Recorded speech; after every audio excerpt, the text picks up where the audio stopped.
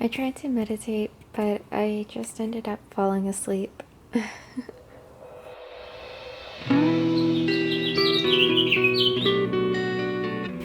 awful. The feeling that today had so much potential, but instead I've met it with zero energy and zero zest for life. On days like this, I just don't really feel like getting anything done. I just want to feel okay. And so I usually sleep in. I give myself all the sleep I want. And right now I think I'll write out everything that's on my mind as tasks, as pressures, as whatever. And I will plan to get everything done, but it doesn't have to be today. And we'll go from there, I guess. If by the end of the day I'm feeling okay, then that's a good day. That's a successful day. I'm feeling a lot better simply by taking a shower. Gonna try to finish some of those lower level tasks on my little diagram, do some light chores, cross off some checkbox items. I think that just makes you feel good, you know? So I'm gonna put on some pants and store all of my winter clothes. I'm gonna put these away, maybe see if there's anything I don't wear anymore and store those. Just slowly getting there. Here I'm packaging a return that I had put off. It turns out I don't look great with half of my torso hanging free, and also this extra small fits a salamander. I know it looks like I'm just filming a cleaning video at this point, but I wanted to go outside. I wanted to do something really exciting that day, and all I could literally manage to do was clean. It was kind of a red flag all week long that I would have a day like today. The lack of motivation to really close things out, to really put things away where they belong and keep my house tidy. In like the ever so slightest, smallest way, I think I could have seen this coming. But the thing is that during the weekdays, I have such a high-stress job, and when your job is to do with, policy and legislation and dealing with the COVID-19 response and not just making sure that it's robust and timely, but that it's equitable and that we're not feeding into the systems of oppression that we already have, and that we actively dismantle those systems.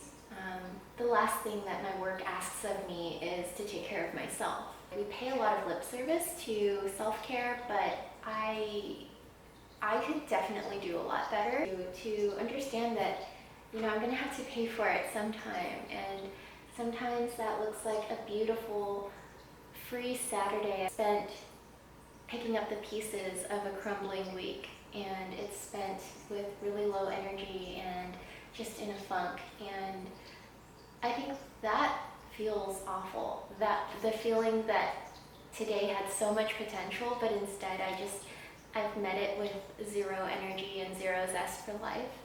That is, that's depressing, and I think felt regularly, that is depression. And so, I'm just gonna keep doing these little things and trying to catch, the bigger meaning of it all. At the very least, I'm cleaning, so.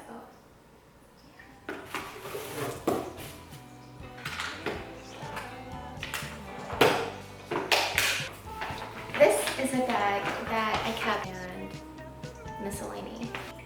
Still sponsored. I washed it and everything. But it's an off-the-shoulder white cropped sweater. If you want a line and dot brand small stinky sweater, let me know. But you know what? There is something in here that's so gorgeous.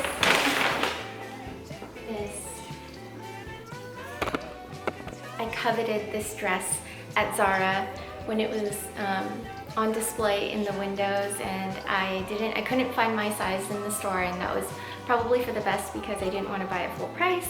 And then I was just thrifting one day and... Okay, so this is where consumerism comes to my rescue and a stupid satin dress is the answer to my mood. But at least it was thrifted, okay? And maybe it's not the dress, but the prospect that maybe I would go to a fancy gala someday and turn heads as I accept my nomination for the party's presidential candidate. And I don't know, maybe that's okay. Sue me. Guess what? Shows up in the thrift store, size extra small. It was perfect, and I kind of get the sense it was never worn, or maybe worn once for a wedding or something. I don't care. I don't care if it was worn 1,000 times. It's mine now. But it's this silky slip dress, very trendy these days. But it's two-tone, and I swear these are like my two favorite colors. And it's so happy, actually. I bought it without trying it on because I was so excited. And the fit is super weird, but something tells me that it's supposed to look kind of weird. Like, it's not straight across. So, cool. Okay, well, that makes my day better. I'm gonna take photos of the things I want to donate. For example, this is a matcha whisk and bowl with a convenient spout that I super love, and if I was still drinking matcha I would use, but I've gone caffeine free, and so Sometimes getting rid of things is liberating, and that's kind of why I don't own very many things. I'm just trying to be free.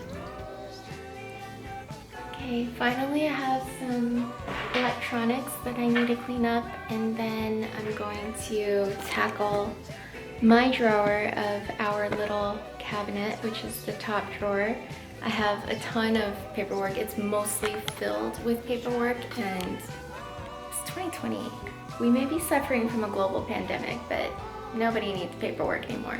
There's just gonna be a default no, meaning the default is that I don't need it, and I'm just gonna pull back out the things that I need. Index cards. I like the idea of them. A lot of the paperwork is from work that I was using to inform members of the legislature about various bills, but they all died, so we don't need them anymore because all of my work has gone to waste.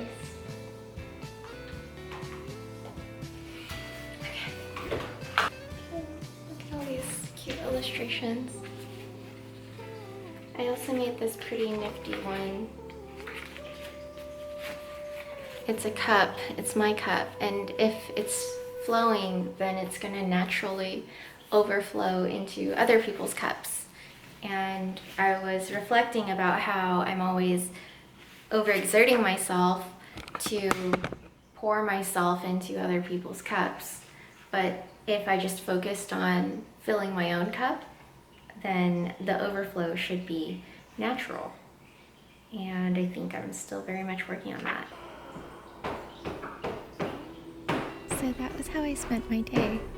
If drawing a diagram and addressing your physical, mental, and spiritual needs using baby steps is helpful to you, I've included a more detailed guide in the comments.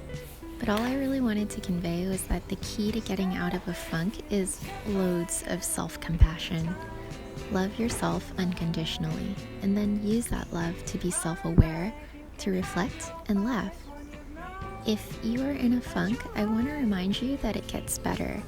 You are not your thoughts. You are love. And I don't say it enough, but I love you. Before you go, please hit the like and subscribe buttons. Just be careful, they're super ticklish. That doesn't make any sense.